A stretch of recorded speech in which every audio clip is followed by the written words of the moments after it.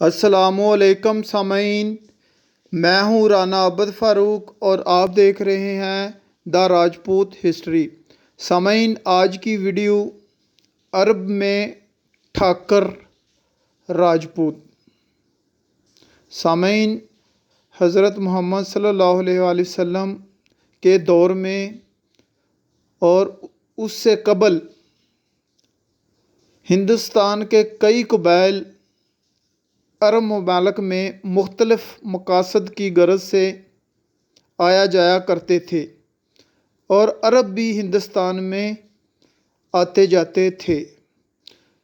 ہندوستان کے ان قبائل میں کچھ تلاش معاش کے لیے جاتے اور کچھ جنگ و جدل کے سلسلے میں مشہور تھے۔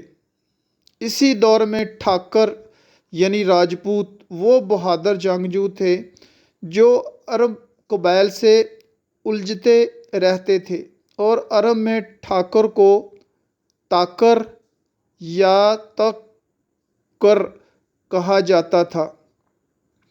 ٹھاکروں کی دلیری کا لوہا عرب بھی مانتے تھے۔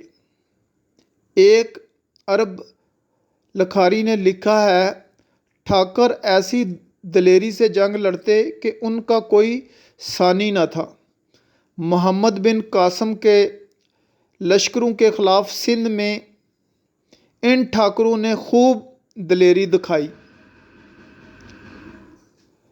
اور ٹھاکر راجپوت جنگ اور دلیری میں بہت ہی مشہور تھے، ان کا کوئی ثانی نہیں تھا۔